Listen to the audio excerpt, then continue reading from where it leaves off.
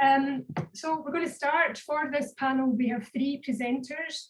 I will invite you to introduce yourself in whatever way suits you best. Our first presenter in this session is Tom Grimwood. Tom, who I met for the first time this morning, so I'm hoping you're there, Tom. Nice to see you. I was very impressed with you getting up at 6:30. Well, I would thank my kids for that. So thanks so much, Tom. So you have 15 minutes. I will give you a wee reminder when we get to 5 minutes, and one of my colleagues will poke me to remind you, or will poke you directly themselves if I forget. But over to yourself, Tom.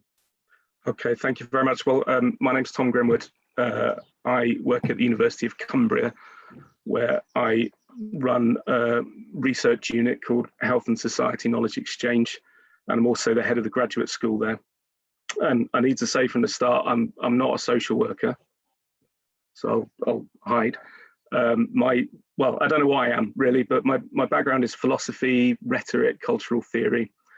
But for a number of reasons I won't go into, I spent the early 2010s running the master's program in social work at the University of Cumbria.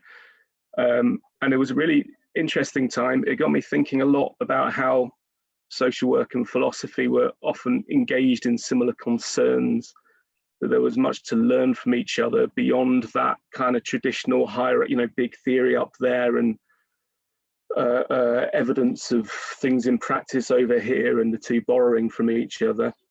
I was more interested in how they crossed over around issues of interpretation. So I've explored that in a variety of writings and books, and at the moment I'm working on another book, of which this is I guess a very quick précis in progress, and it's called Against Critical Thinking. And this is something that's concerned me for quite some time now. But what I found is that COVID has really brought a lot of these issues that have been going around in, not just my head, in lots of people's heads, to the fore. And it's a good time to think about this. I'm going to apologize if it's slightly more philosophical in nature, perhaps, than Walter's, but I'm hoping it kind of aligns in certain ways. I'm going to read because otherwise I talk for too long. So, in a now often quoted passage of his book One Way Street, Walter Benjamin writes, "Criticism is a matter of correct distancing. It was at home in a world when perspectives and prospects counted and where it was still possible to adopt a standpoint. Now things press too urgently on human society."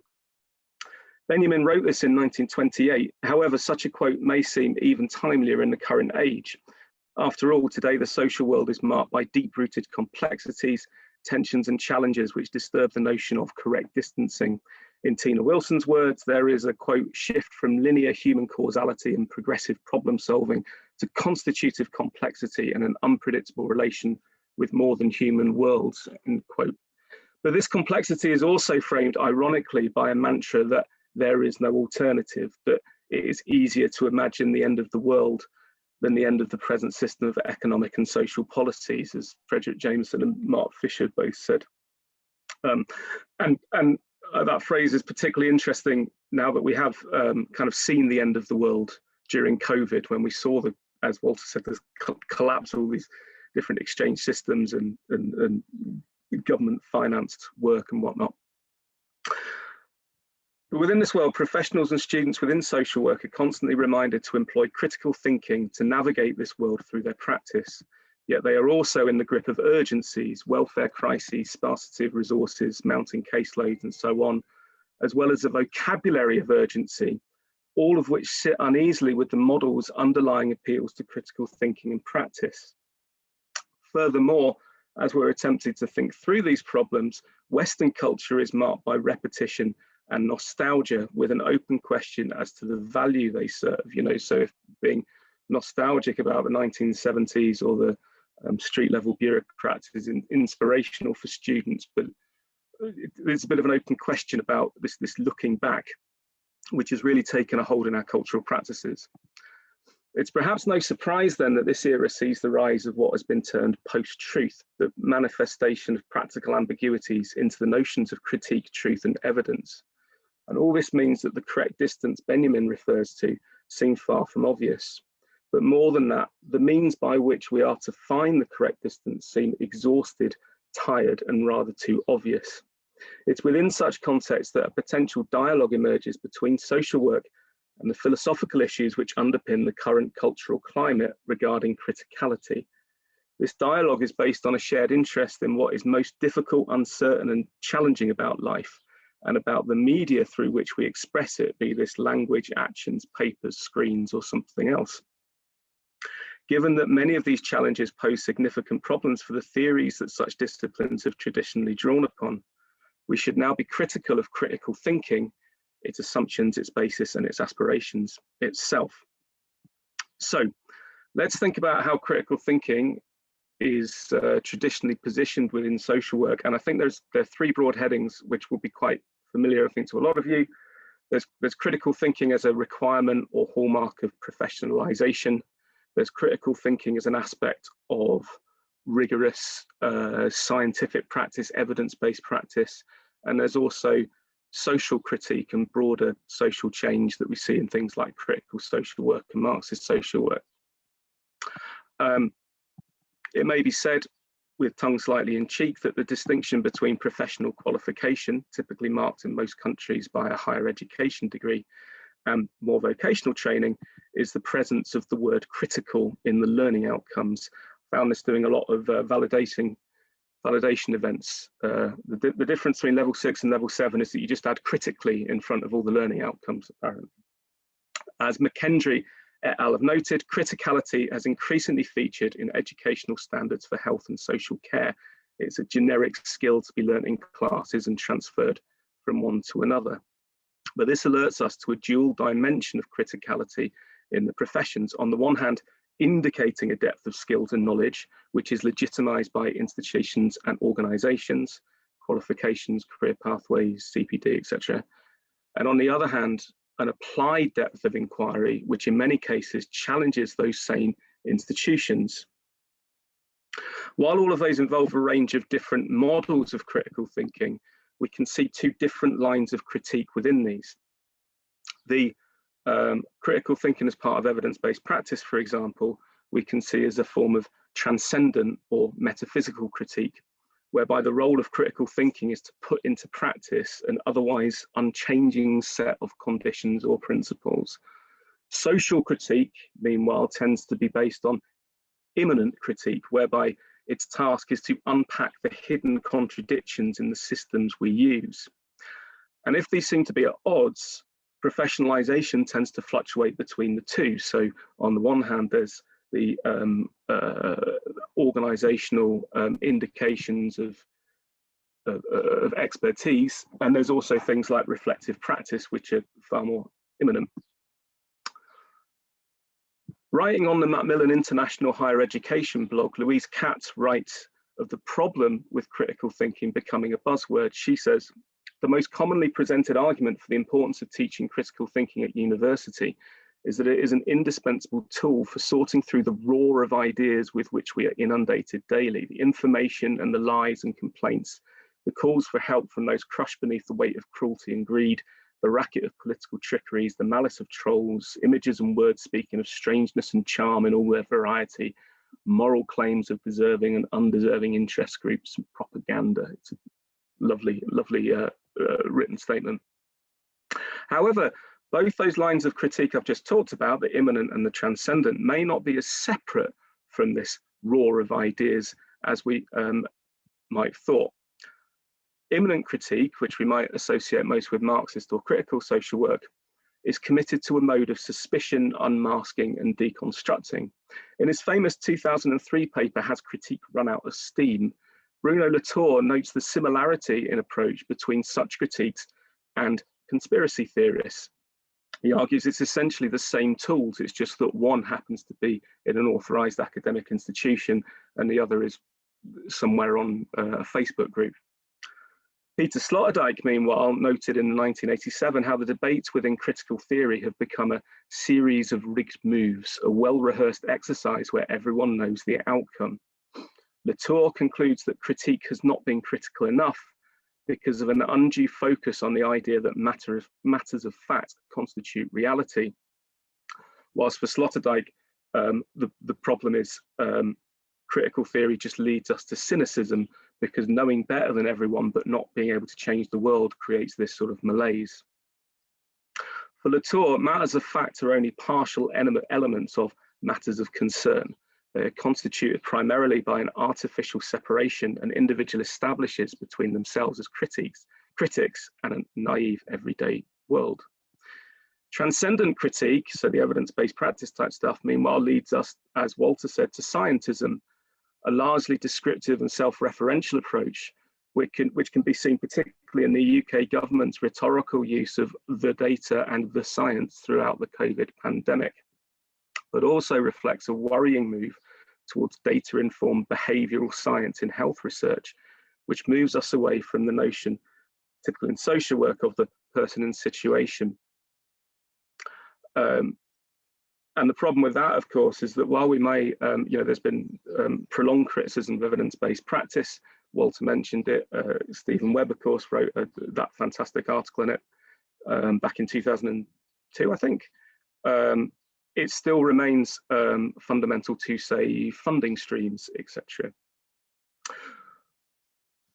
One result of the way that these two types of critique go stale, though, is that when critique is challenged, for example, when the prospect of post-truth emerges within the context of health, social care and social work, and the premises of critical thinking itself is under fire, the response is often to simply redouble one's efforts in being critical in the conventional sense, without investigating the relationship between the two or considering the questions one might raise of the notion of the critical being employed. In an editorial of International Health Promotion Journal, Michael Sparks provides a summary of what we would now recognise as a stock response to post-truth and fake news, etc. We see this simply in his section headings. The first section of his article is called "Maintain Our Research Standards," followed by "Strengthen Our Institutions." But what if these same standards and institutions are in some way complicit in the complexities of post-truth? If so, it seems strange to only look backwards to how things were when we already know how that story ends. In other words, post-truth is not anti-truth or a revolt against rigorous methodology, but rather, one could argue, finds itself at the end of the application of both. It's a natural evolution. The result of this, to be blunt, is that critique renders itself a cliche. Both immanent and transcendent critique become effective, persuasive, and mobile devices, but commonplaces rather than actually effective critical tools. Okay, so this has led me to move towards a lot of work in the humanities and some of the social scientists on post-critique. And one of the advances of post-critique is the literary theorist Rita Felski. And what she draws attention to is that it's not about putting yet another theory of critique on the table, like or on the shelf in the theory supermarket that we like to present to our students so they can pick their favorite one, like the good consumers that we often train them to be. Instead, it's not so much about the methods or models, it's about atmospheres and attitudes which run through our exhortations of criticality, whether in theory or in practice. Felski summarizes such an atmosphere as the way that critique assumes an unchallenged place. Critique is, this is a quote, sorry, critique is claimed just is the adventure of serious or proper thinking, in contrast to the ossified categories of the already thought. It is at odds with the easy answer, the pat conclusion, the phrasing that lies ready to hand. In this way, Felski continues, quote, rigorous thinking is equated with and often reduced to the mentality of critique. End quote. Despite the marked differences between lit theory and social work, we nevertheless find in social work discourses a similar atmosphere to what Felski describes. Surveying the literature, we will find numerous differing models that, for example, suggest quote, the best representation almost always lies beneath the surface of the given information. That's McKendry et al. That critical thinking, quote, looks beneath the surface of knowledge and reason, end quote. That's by Brecken et al. So important is the term that it's not uncommon to find in the literature definitions which even double down on the term. And there's a paper, I won't say who it's from, but there's a sentence defining critical thinking, and it says, this is the quote, critical thinking is the systematic application of critical thinking. There's a gap there. There's a gap there that needs a little bit of thinking through rather than assuming there's this kind of monument of critique. Otherwise, we're not invoking critique, we are memorializing it, right? We're presenting statues rather than actual effective things.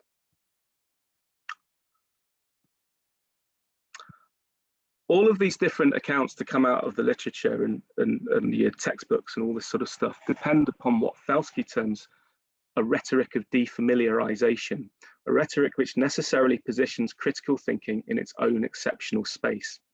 This rhetoric suggests that when we apply critical thinking, everything can be defamiliarized. We can criticize everything except critique.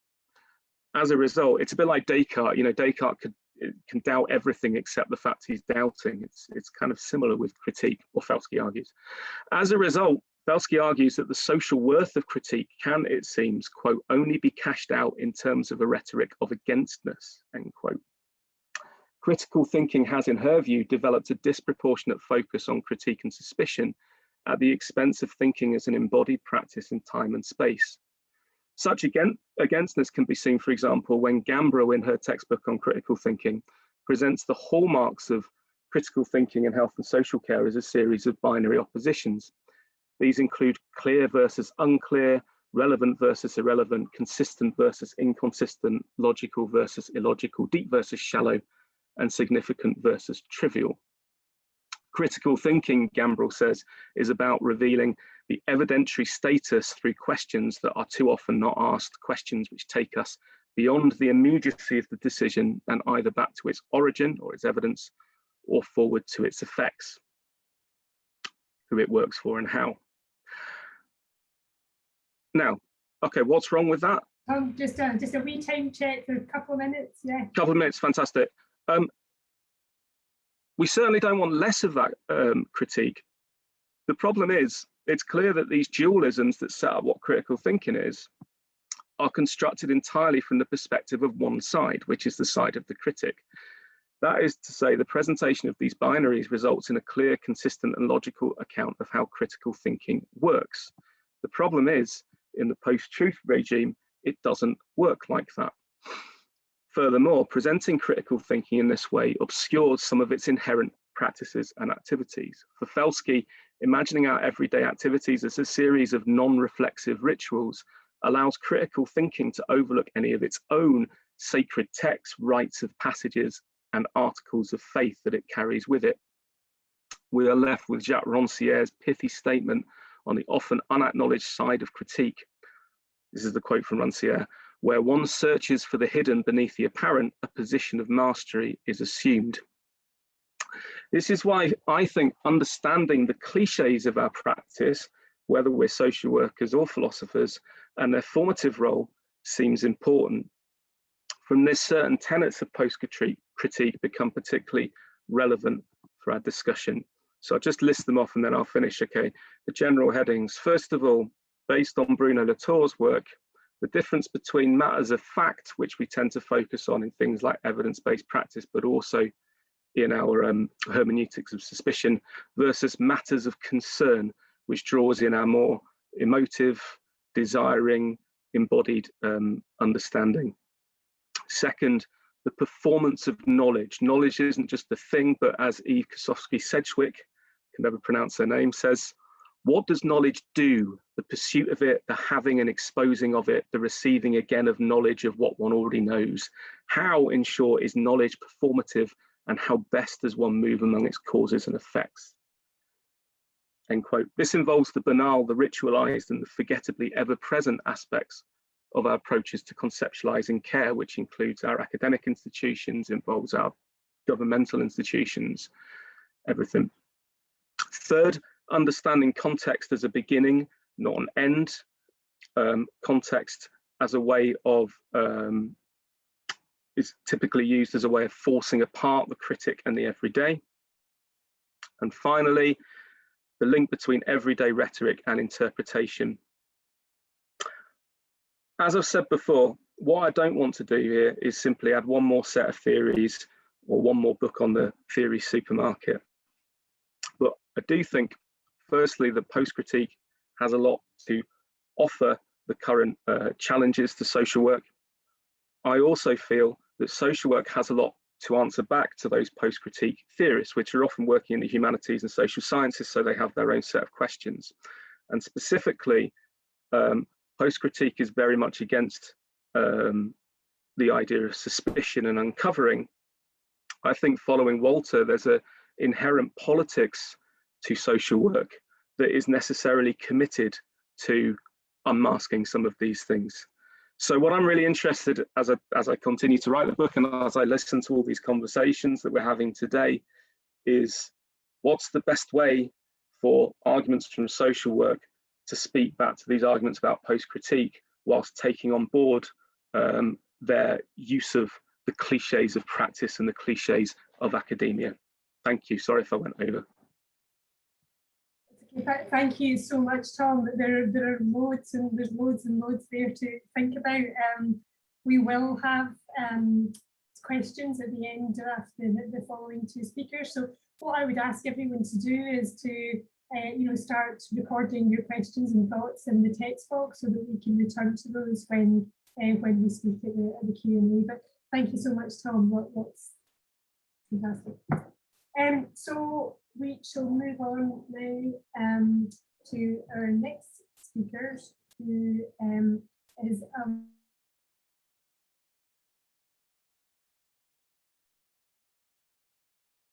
sorry, I don't know if I was muted or I've been speaking muted. Thanks so much. We'll move on to our next speakers, who is Alicia Chatterjee and Yoosun Park. I'm not sure how much of me was muted there, but I did encourage people to leave your questions and comments in the chat box so that we can pick up on those. I'm conscious that when we've got a succession of speakers, there might be points, threads of thought that you lose. So please do note questions and thoughts down before we move on. So Alicia, are you there? I'm here. Yeah. I'm not sure how you plan to present, but we're going to share our slides, and I think I'm all set to do that. So should I begin? Yep, you're here. Go for it. The floor is yours. And I'll send you a text message to save disturbing you. I'll send you a direct message to let you know when you've got 5 minutes. Okay, sounds good. So hello, everyone. We are going to be presenting we're excited to be here and interested to be in dialogue with you all. And we are going to be presenting today on can you all see this? You can see the presentation? Thumbs up. Okay. We're going to be presenting today on our presentation, Does the Dog Have Buddha Nature? Can Social Work Be Decolonized? A Critical Buddhist Analytic. So we want to begin by just naming this is a new project for us. It's something we're just beginning to work through. And in that sense, we haven't thought through every angle on this, and nor really may that be the point, as you will see. And still, it's a new journey. This is a return to something that Yoosun used to study, both academically and personally, and it's a current practice in my own life.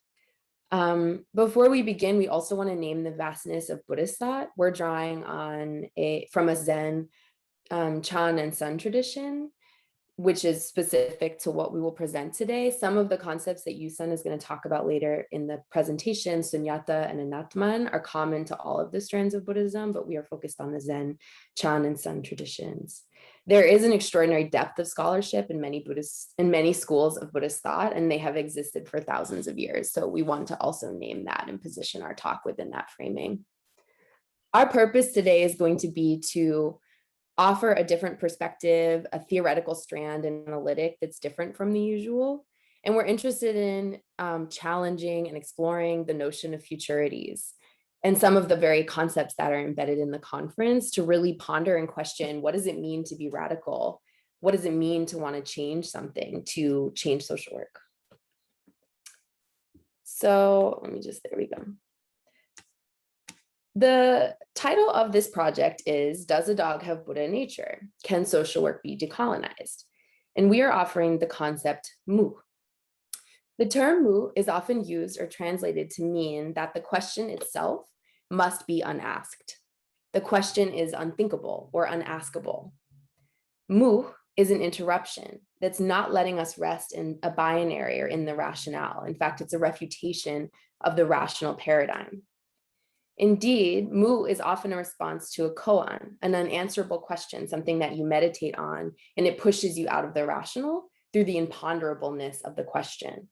And so there's a very famous koan that says, does the dog have Buddha nature? And the answer is mu. Japanese Zen practitioner Hakun Yasutani says the koan is not about whether a dog does or does not have a Buddha nature, because everything is Buddha nature. And either a positive or negative answer is absurd because there is no particular thing called Buddha nature. So in this way, koans represent truths that cannot be understood by logic. It's shocking to discover that there's no concept that can fit such a question, and the shock shakes one's assumptions. We're working in this conference with the problematic of the Anthropocene, which is essentially rooted in the Western concept of the individual. We're all probably aware of the ways in which Socratic and Aristotelian logic, so foundational to the material of Western thinking, right? That which we can even think, were foundationally based on the logic of the binary, on the definition of this as not that. If Western theories are saying this is wrong, this is better, you can only be this by not being that, we also want to offer this concept of neti neti that is grounding some of our thinking in this presentation. Neti neti is a Sanskrit expression and Vedic form of analysis. It means not this, not that.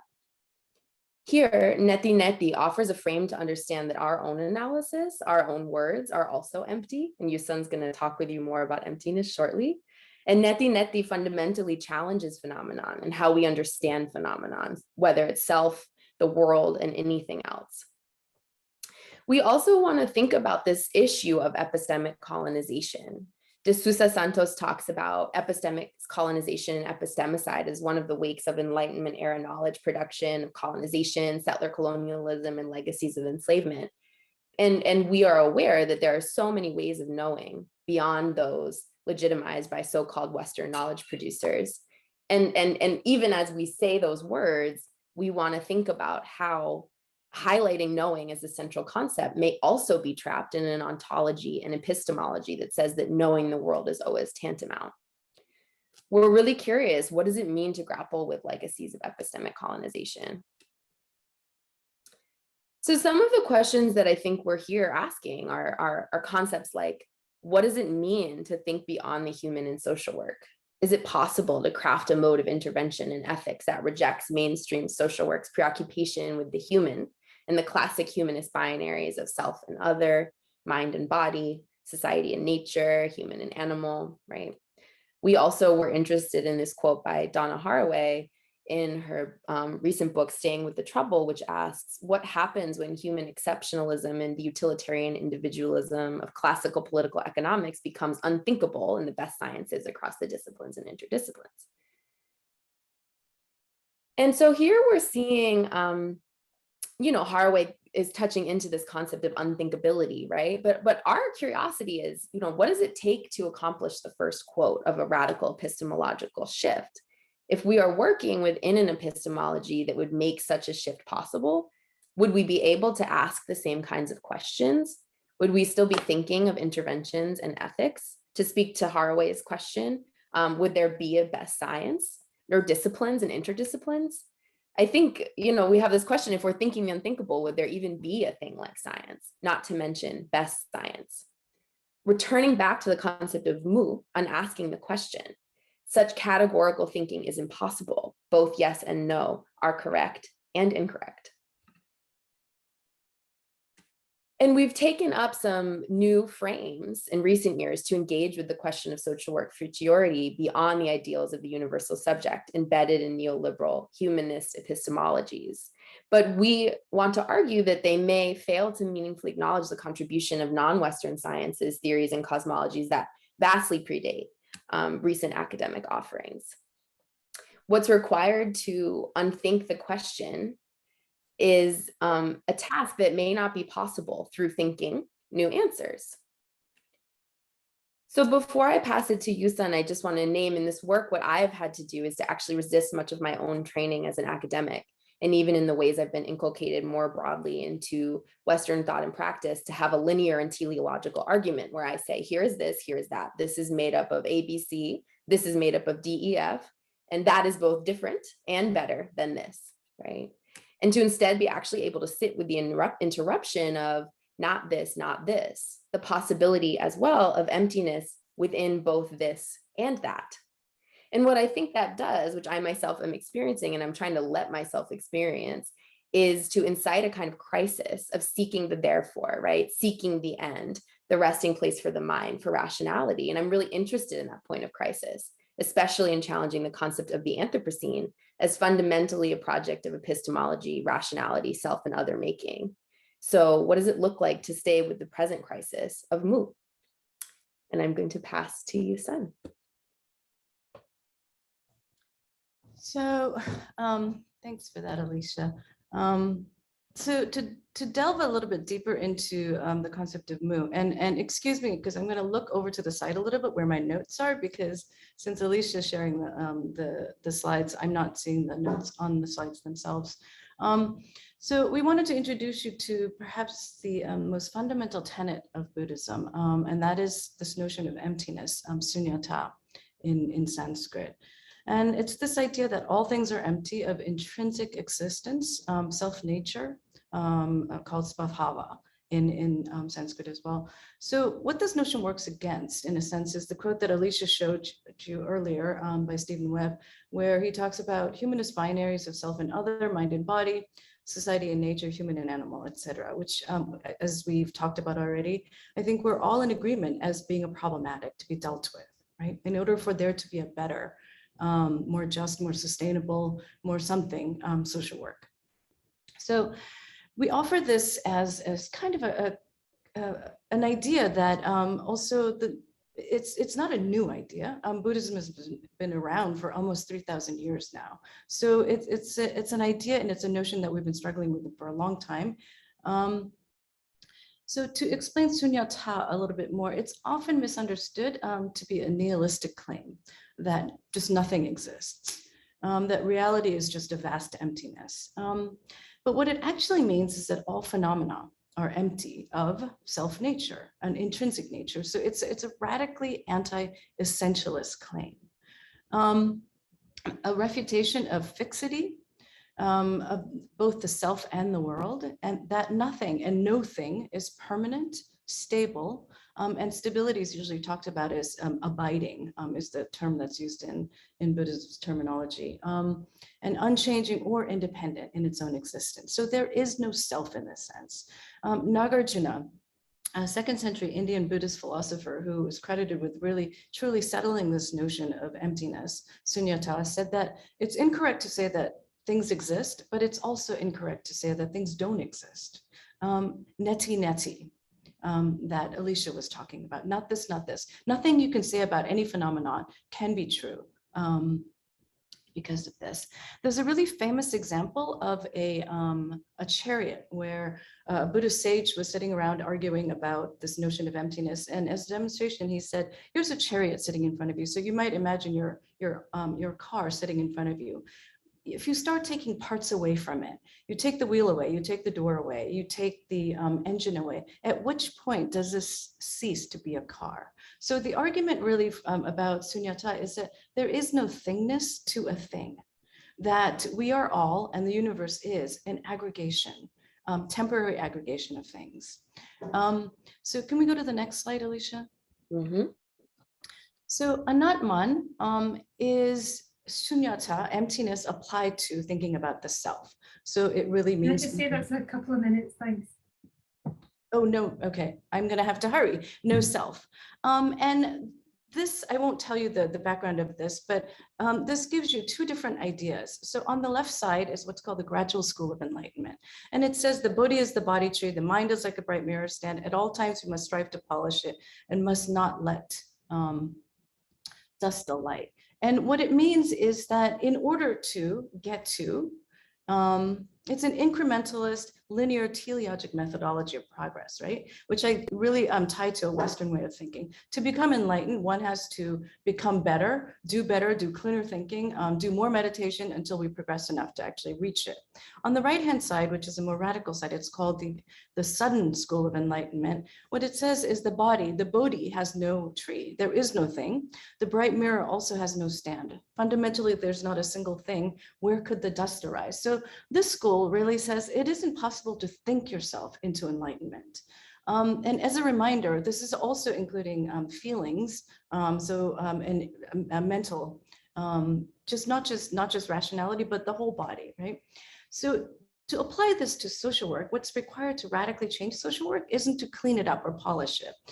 Social work and all that allows us to utter the term must be unthought, which of course is an impossibility.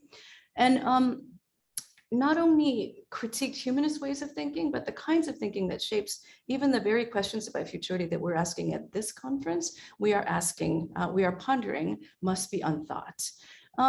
So we'll skip over that slide, beautiful slide of the Bodhisattva. But actually, yeah, can we stop here for a second? The next one, please.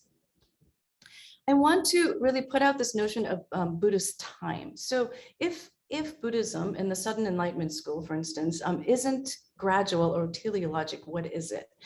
It looks at time differently. So without the self as the fulcrum, the present, from which to posit a past and a future, you cannot have a notion of futurity. So from this radical perspective, all you have is the moment. So the very idea of planning for the future and making a bit better future becomes an impossibility to think. So if you go to the last slide, that is the last slide, sorry.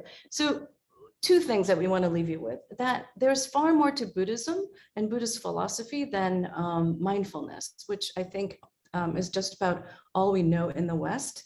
And mindfulness, this very commodified version of tiny slice of Buddhism, contravenes just about everything that actually I think Buddhist philosophy is trying to do. And we wanted to really introduce the idea that these kinds of ideas that we're talking about and that Tom was talking about are not new. These have been around for 3,000 years, and really question why is it that we are actually positing as new ideas, and that while it's true that the master's tools cannot dismantle the master's house, we challenge the idea that theories that are firmly rooted in, because of it, firmly rooted in a long lineage of Western ontological assumptions used for epistemic colonization can be somehow retooled and remodeled to decolonize itself. So finally, we must ask, I think, we must unask the question of how do we build a better social work? In my own historical work, it's become very clear to me, the very foundation of social work, at least in the US, because that's what I know, began as a white supremacist capitalist enterprise. And as far as I can see, it remains so. It was about nation building, industry feeding, and consumer creation, and that no amount of reform will make it different. I've been talking about the phrase defunding social work, just as we're talking in the US about defunding defunding the police.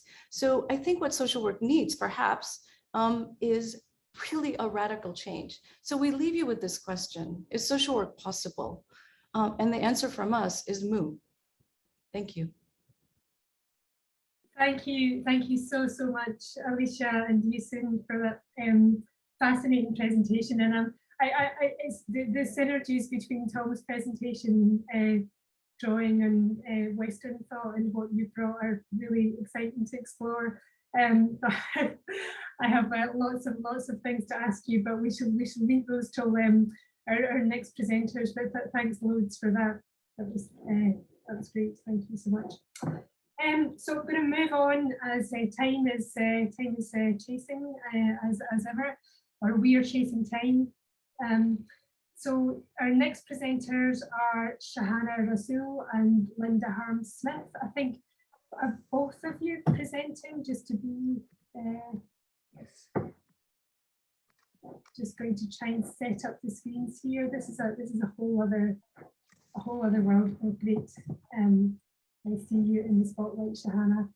Is Linda presenting with you? Or? Yes, she is. So I'm going to find Linda and put her in the spotlight. Linda, are you there?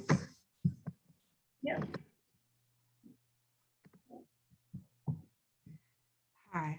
So should I get my slides up? That would be brilliant. Thanks. So you just to go with those great. So I'll leave you. The screen is yours, Linda.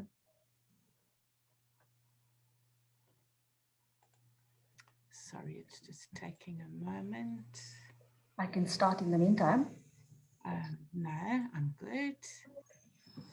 There we go. Shahana, do you want to go first? Yes, thanks.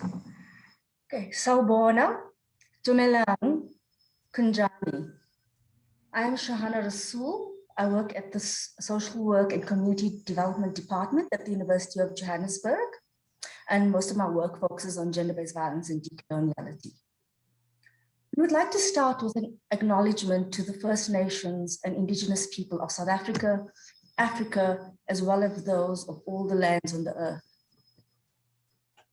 To honor the earth and ancestors, we begin with the Great Spirit prayer, translated by the Lakota Sioux chief Yellow Lark in 1887. O Great Spirit, whose voice I hear in the winds, and whose breath gives life to all the world, hear me. I need your strength and wisdom. Let me walk in beauty and make my eyes ever hold the red and purple sunset. Make my hands respect the things you have made, and my ears sharp to hear your voice. Make me wise so that I may understand the things you have taught my people. Let me learn the lessons you have hidden in every leaf and rock. Help me find compassion without empathy overwhelming me. I seek strength, not to be greater than others, but to fight my greatest enemy, myself. Make me always ready to come to you with clean hands and straight eyes. So when life fades as the fading sunset, my spirit may come to you without shame. Thank you. Thanks, Shahana. Hi, everyone. My name is Linda Smith, and I am in between two universities at the moment. I'm from Robert Gordon University in Scotland and going to the University of Pretoria in South Africa. So we're going to be talking about the anti-colonial as method. And to begin with, we argue that it's problematic to identify new theory or domains of knowledge, or even to re-examine the ontological base of social work without developing a new radical process and method. We're focusing on method rather than theory and theorizing itself. And so by interrogating and embracing method, rather than doing that and looking for new disciplinary theory, we believe that new contextual theoretical possibilities happen. Shahana and I have been doing work for the last 2 or 3 years around issues of decoloniality in South Africa.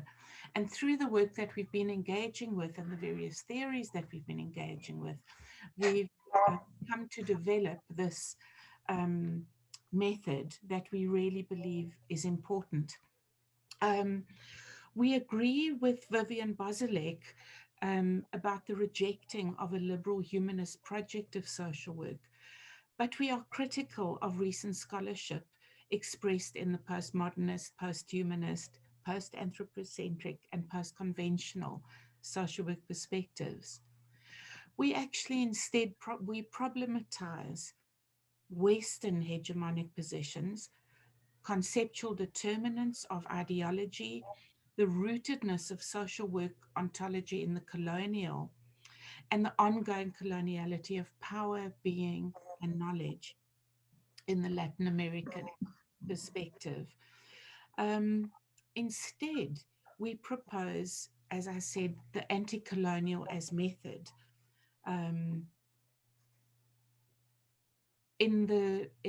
Similar to the work of Berman and of Chen. We'll explain that in a moment. We do retain a Marxist conceptual commitment to material change, together with an anti-capitalist, anti-patriarchal, and anti-colonial position. And so we propose that this anti-colonial as method looks at areas or foci of radical decoloniality, and this is what our talk will be about, centering the contextual, the role of surrealism and myth, interconnectedness, conscientization, and imagination and creativity. I'm going to very briefly touch on the child as method and Asia as method, because these are the two sets of works that we have based our work on. And so Berman's child as method is an analytical and methodological resource which interrogates theories of childhood studies and generates frameworks based on Fanon's figurations of the child. Chen's work on Asia's method insists that those who only see the world through Western eyes or imperial eyes see from elsewhere. And so his work seeks to unsettle the hegemonic imagination and provoke discomfort. And is less concerned with the formulation of a specific method than a call to activist critical engagement. It's been fascinating hearing what people have been saying and looking at where we fit in and where we perhaps differ. I wish there was lots of time for conversation. And so in this sense, his work is about an attitude of epistemological orientation. Our work as methods, so we've said, identifies 6 foci for this analytical framework and ways of theorizing. Shahana will go next. Following on what our previous speakers referred to, that historically it is common knowledge that the history of social work in Western contexts is to be found in Victorian concerns with social hygiene and the dangerous underclass. The philanthropic movement overlapped with imperialist liberal utilitarian projects around the reform and incarceration of deviants in colonial prisons, lunatic asylums, and hospitals. So liberal, individualistic, white, and masculinist hegemonic discourses generally prevail in social work. Even challenges to these use frameworks from within dominant Western-centric perspectives. Ongoing coloniality is evident in global economic and political power relationships, extreme levels of inequality, as Walter mentioned, and the coloniality of power, being, and knowledge, operating beyond the temporal geopolitical colonial era.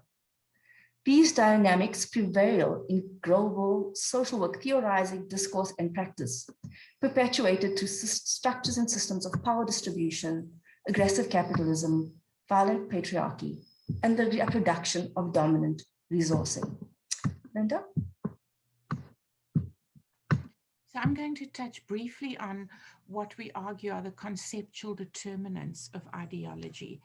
And some of these ideas come from Istvan Metsaros, who wrote about how the way that we think and the way that we view the world, and of course we know that these are limited by conceptual determinants, but we're arguing that these conceptual determinants arise from the capitalist era. And the current global system of aggressive capitalism. These frameworks actually limit our imaginaries, our futures, and our perceptions of what is possible. And so these determinants lead to philosophical despair about the actual possibilities of new theory and new knowledge. And so for any kind of way of looking at social work theory, we need to understand what operations of ideological interpolation are going on. And we need to, I use the word uncover, what ideological positions we hold, sometimes at an unconscious level.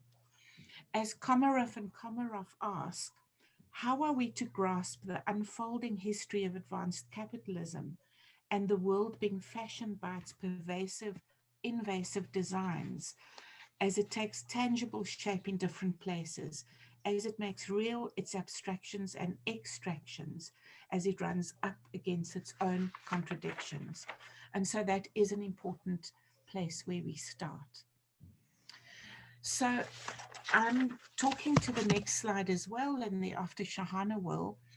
Our first proposition, our first area of focus is that of a radical decoloniality. And so from our anti-colonial as method, we're arguing that radical decoloniality must be a starting point. And so rather than a geopolitical phase of history, we are arguing that coloniality operates, we've said it a few times now, in the areas of or domains of power, being, and knowledge. And that's why epistemic decoloniality is such an important part of the work that needs to be done. However, decolonization or work on decolonizing is ubiquitous and at times actually superficial, as it's seen as a way of reforming or indigenizing problematic perspectives. We propose a more radical decoloniality as a complete transformation, as Frantz Fanon argues, of structures of material inequality, of discrimination, of oppressive power relations, as well as of Western-centric epistemologies. At the heart lies a subversion of colonizing relations and the epistemic saliency of their subordinate voice. In addition, we need that critical awareness of relations of power in the production and validation of knowledge. The present area of global capitalization we see as a continuation of colonization, but with racist and patriarchal and ethnocentric undercurrents, hidden but not so hidden. And these are demonstrated in the global resource consumption and wealth distribution. The important point for the moment, though, we believe, is that radical decoloniality focuses on the colonized, but also focuses on the historic and current or actual colonizers to challenge coloniality. It's not only up to those that are in positions of oppression and coloniality to do that work, although of course the work has to happen from that vantage point. And so I move over to Shahana again. We therefore need to center the contextual local, polythetic voices of those who were colonized. Rather than indigenizing to reform existing knowledges, we need epistemic decoloniality and centering of local contexts. But since all knowledge is actually indigenous, we need an inversion to foreground theory of the South. And I think our previous colleagues showed that in their presentation. This does not mean a focus only on the local context or provincializing, since Asia as a method ceases to consider Asia as the object of analysis and becomes a means of transforming knowledge production. This is internationalist localism, which respects tradition without essentializing it, even when this might oppose the West. It avoids a resentful or triumphalist relation with the West. It involves a bidirectional dynamic, both provincializing and worlding, to address both globalizing and indigenizing impulses, thereby paying attention to subversions and transformations in practice by synthesizing the local with the imposed or external, by inverting relationships between dominant and marginalized groups, replacing the latter at the center as the source of a multiplicity of new flows. Linda? I'm going to speak briefly about interconnectedness. And we turn to the concept that has also been gratuitously at times appropriated by many Western writers, the concept of Ubuntu, which people will know was the theme of World Social Work Day this year. And it is a very significant theme. That's 2 minutes, Linda, I just want to know. Okay. So ontologically, this positions a person in relation to others. In African religions, this means an interdependent, participatory relationship between the world of animals, humans, and creator. And so hopefully we're showing how much of the current theory that is being used is actually already in existence. And we want to be critical of those theories. If we turn to existing knowledges, and in particular indigenous knowledges, then we find these various arguments. I'm going to move on, Shahana, because I think it's important that we get to our next slides and end on the note that we have. Okay, so we recognize that Lord stated the master's stool will never dismantle the master's house. And so the anti-colonialist method argues that new theories and discourses must emerge through local knowledge production to challenge coloniality of knowledge. And challenging power requires change consciousness. And since the domain of power lies in the ability to shape consciousness by the manipulation of ideas, images, symbols, and ideologies, reclaiming the power of a free mind constitutes an important area of resistance. From our work on incorporating Black African women's voices into processes of decoloniality, they define, Black African feminism redefines this process as rearticulation. And Collins argues, I quote, that infusing existing standpoints within new meanings can stimulate a new consciousness that utilizes everyday taken for granted knowledge, unquote. Linda? We introduced the idea of surrealism and myth. Aimé Césaire, in his discourse on colonialism, writes powerfully about the importance of, he speaks of negritude, surrealism, and revised Marxism. But we want to explore a little bit the idea of surrealism as the permanent readiness for the marvelous. And this was really Aimé Césaire's partner, Suzanne César, that formulated these ideas. Together with these fantastic images and incongruous juxtapositions to represent unconscious thoughts and dreams. We're arguing that surrealism is an important requirement for the newness and the development of new ideas, especially from the perspective of people living in terrible levels of inequality, poverty, and previous colonized contexts. It seems counterintuitive to internalized oppression, but we argue that what is needed is the courage and the capacity to imagine the counterintuitive.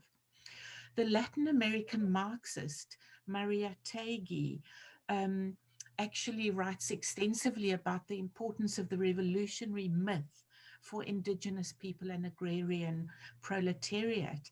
And in his arguments, the myth also performs this function of emboldening and developing agency among people. I'm going to move to the last point that Shahana is going to deal with. The last area that we want to talk about is how we propose seeking out the imagination and creativity in the anti-colonialist method. We highlight the role of imagination to escape the confines of structural and conceptual constraints. Imagination and creativity is a critical political force underlying the work of identifying everyday lived experiences as sites of knowledge production. This has been central to Black African feminist creative theorization, cultural imagination, imaginaries, and subjectivities, which are central to social political processes informing geopolitical, inflected historical materialism in all sites of oppression. In all sites of oppression, imagination can be an act of agency, which embodies a potentiality to transform social action. Imagination leads to new narratives and possibilities in times of struggle. Motseme reflected on the violent and brutal oppression of apartheid South Africa and suggested that the imagination opened up possibilities for women to imagine to inhabit new imaginaries, where different validation processes allow women to reimagine, refashion, and accrue psychic resources to act in an unjust social world. Hence, the creative force of imagination shifts power dynamics, and it embeds in the minds and bodies of marginalized groups the possibilities for resistance and overcoming in ways that facilitate new meaning making. Nyabonga, thank you for listening and hearing. Thanks very much. Thank you so much, Linda and Shahana, again for a really fascinating presentation that picks up on what has been said before, so makes for a brilliant entry into our panel discussion. What I'm going to ask is just if folks have questions, can you either put your hand up or put your question in the chat box, and we can come back to that. That would be great, thanks. If I can just, maybe we can spotlight, I don't know if one of the Verena or Tina can spotlight all of the panelists so that we can see you all in the same frame. That would be brilliant. Won't mind. I have spotlighted everybody, but if you're not seeing it on your screen, I'm not sure how to use it. Yeah, or maybe, oh yeah, I can see, I just can't see Tom. No Tom yet. There we go. Right, so I can see everybody. I hope everybody can see all five of you. So while folks are thinking of questions and ideally putting their hands up so that they can participate in the conversation, I guess that there's lots of things firing off for me in terms of what you guys had to say, and lots of synergies between you. And I don't know if I have a fully formed question, but I'm going to sort of reflect on what I heard and invite you to maybe sort of think back with me. There's something that came across all three presentations, which was about more of an undoing than a doing, that we need to undo and sort of clear space to call into presence something that we're not quite clear of and that we don't quite want to know, because that would undo our project. And I'm really interested in that notion that chimes with my own work. I'm fascinated by the different perspectives. So obviously, Tom, you were drawing sort of largely on what we might call Western scholarship, and Alicia, Yoosun, and Shahana and Linda were drawing on partly non-Western scholarship and sort of seeing that as a line. I suppose what kept coming into my head is that what is it possible to undo this place of new? Is that even a possibility that we're always working in relation to whatever thought we have in the present moment, whatever is possible? So is it possible to overcome some of these notions that we were thinking of in terms of coloniality?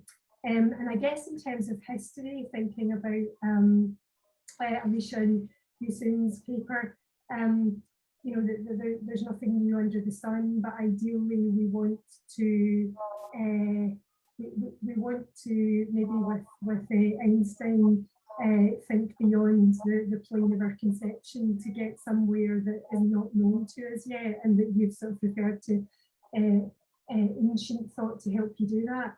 And I suppose I was thinking, is this binary between Western thought and non-Western thought really all that helpful to persist with? Because there is such a synergy with the projects that you're working with, and also I reckon that, you know, the folks that I think with, Italian theorists, for example, Machiavelli, Vico, current day theorist Esposito, you know, would see themselves as the minor of the Western thought, would see themselves against Western thought. So I just wonder, is it really helpful in achieving where you want to go? Is that going to be purposeful? Anyone respond to any of my garbled thoughts? Because those are the things that I was thinking as I listened to you. I can talk a little bit about your last question, I think. I mean, is it helpful to distinguish Western and Eastern thought? I mean, we can't really think about East-West as actual things, right? I mean, that much is clear to everybody. They're artificial divisions. There's absolutely nothing more constructed than a world map. And something that has been historically drawn, and usually not by people in the East or the global South for that matter. And I guess that is the point I want to make on why it is important to distinguish it. Because I think it's easy for the West, which is where I live and where I've learned, to say, well, perhaps we shouldn't be making these distinctions because it is in the position of dominance epistemologically. So I think it is, and the point that we were making is that even in this conference where we're thinking about getting beyond, let's see, the binaries of the human and the animal, and thinking about getting beyond the Anthropocene, we are setting up questions that still places us, the human, as the subject. And I think the West remains the subject that observes and takes things from the East. So yes, for that matter, for those reasons, I think it is important to distinguish.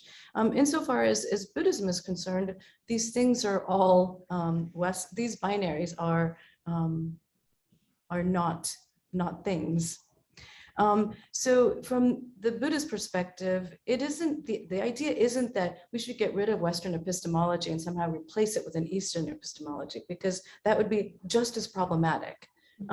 It is that we need to actually get out of the bind of thinking in these terms, which in itself is an impossibility. So I hope that makes some sense. And Alicia, would you like to add something to this, or?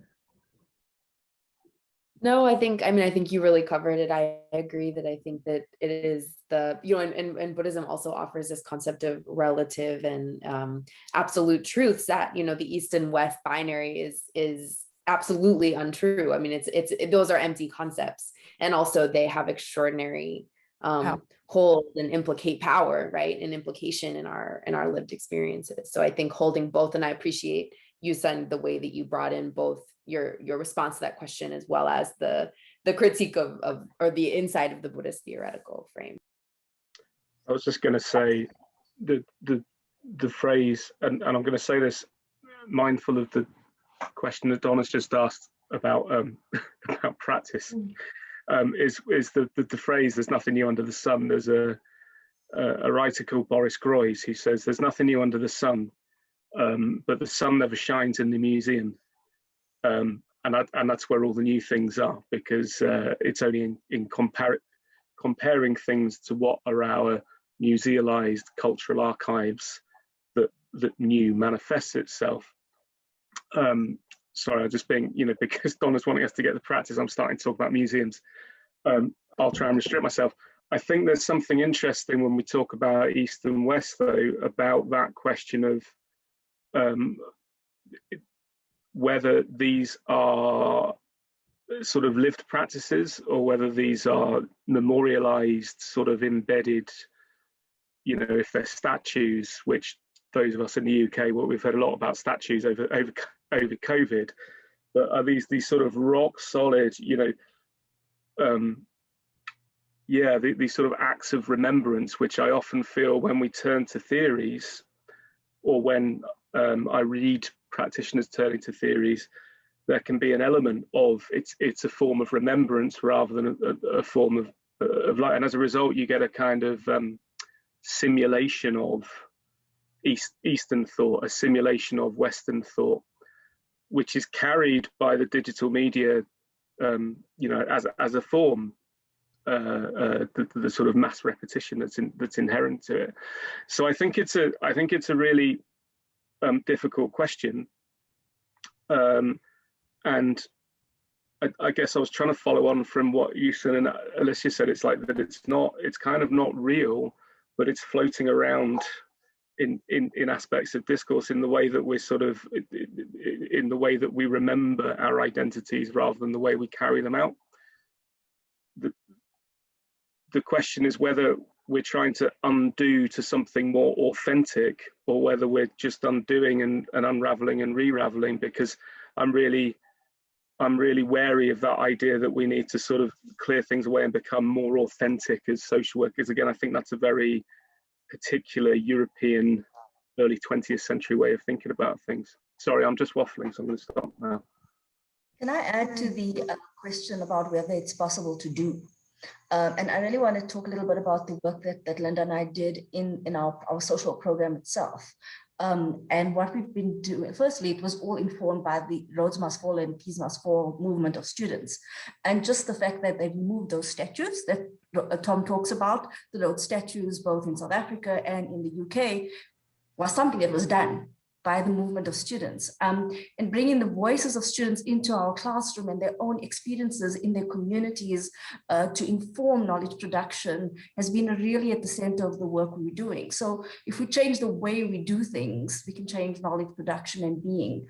So yes, and that requires all of us to do it because we in those positions of power in the classroom as educators or as social practitioners. So are we doing different, or are we just keeping the statues of those old books that informed our thinking for many centuries?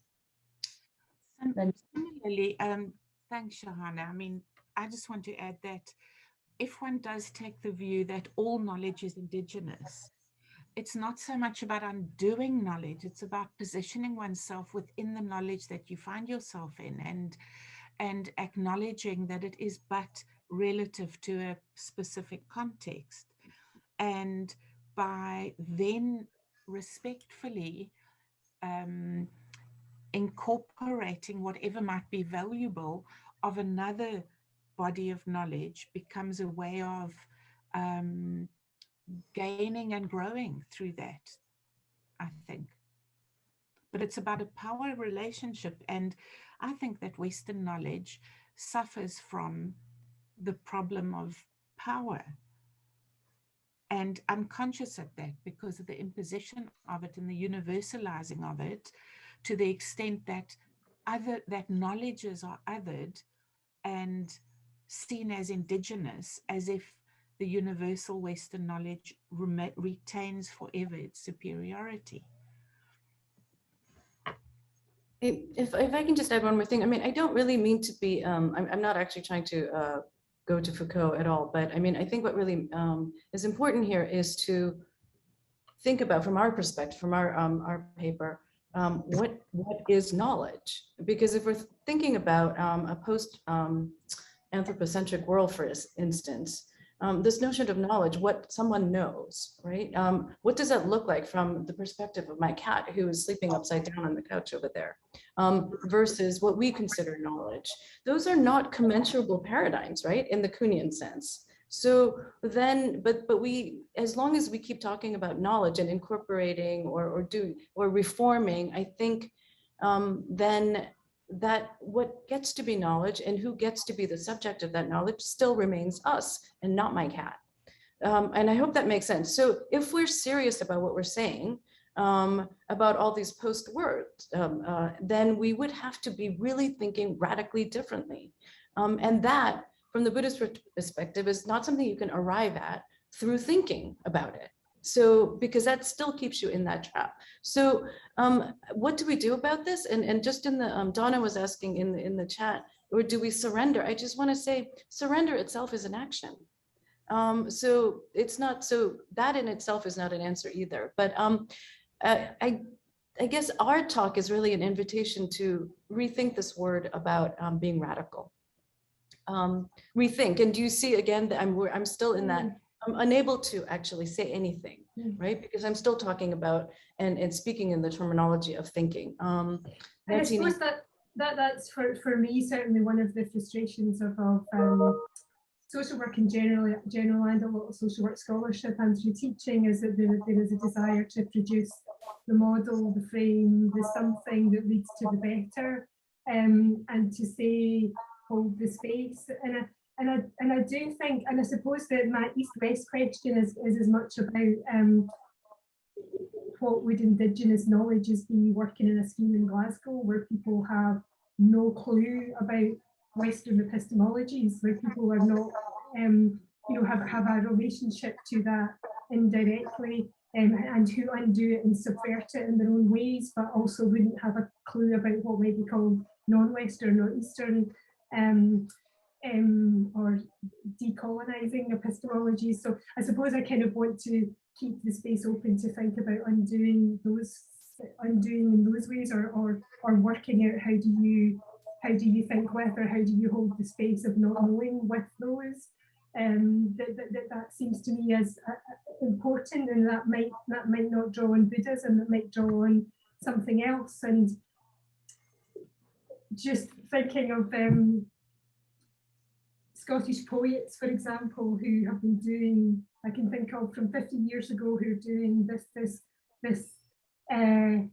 challenging human exceptionalism, but we never know those words and we never use those words, who might be more appropriate to hold open that space. And I suppose I just was trying to think, how do you take that forward in our different contexts, where even talking about decolonizing, or you guys sort of used, sort of were clear to point out you're not about mindfulness, that as soon as you code, as soon as you say the word, all of a sudden a whole rush of other settled meanings come into the hearer's frame. And if that's what you're trying to remove, then that's a piece of work that's going to look very different in very different places. And I suppose that's the stuff that I struggle with, is how do you articulate that without feeling like you're just replacing one body of knowledge with a different body of knowledge that should dominate.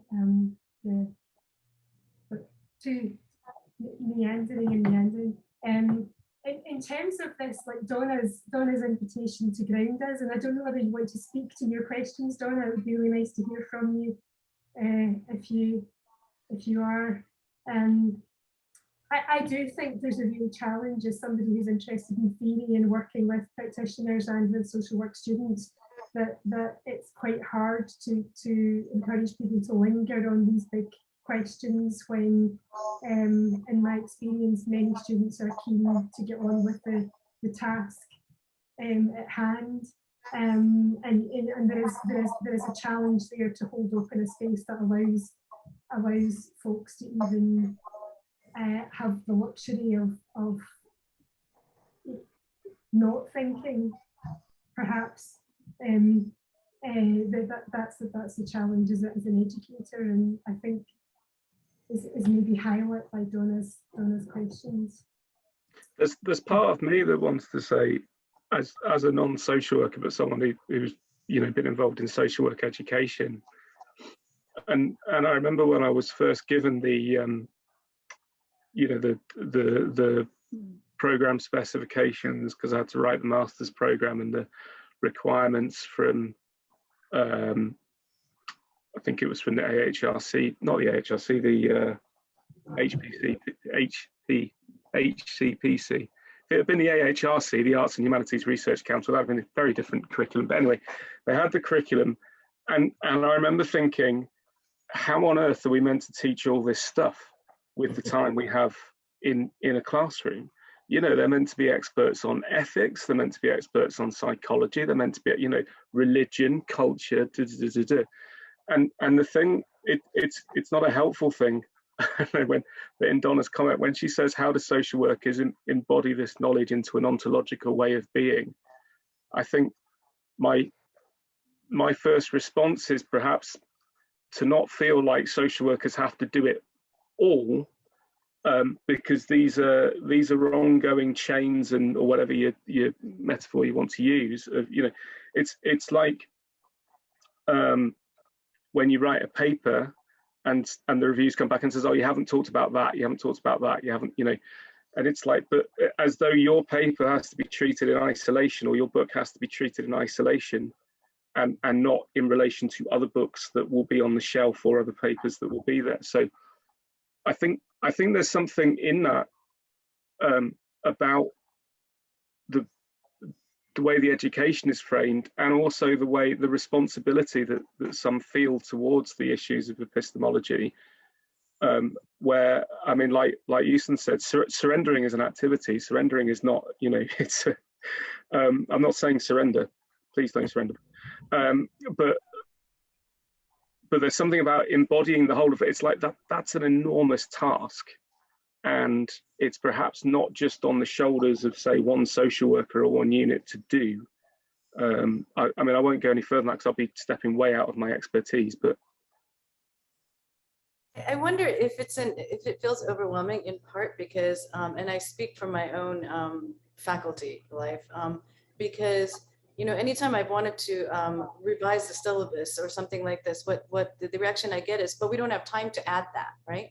So as long as you keep the Western fundamental, what is basic knowledge that has to get covered as static, and that can't be changed. So if you want to have Indigenous perspectives, you have to add it on top of it.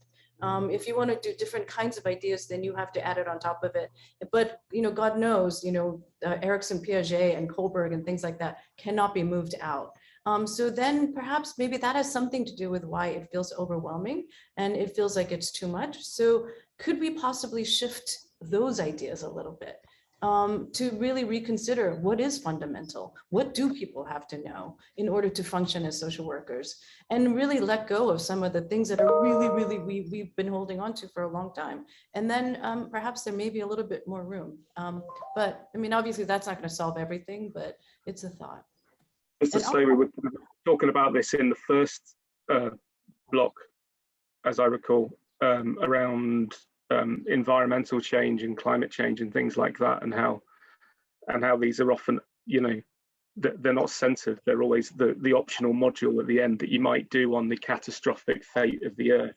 That's just an optimal thing, rather than, like you say, Piaget. That's the middle of it. Yeah. I was just gonna add.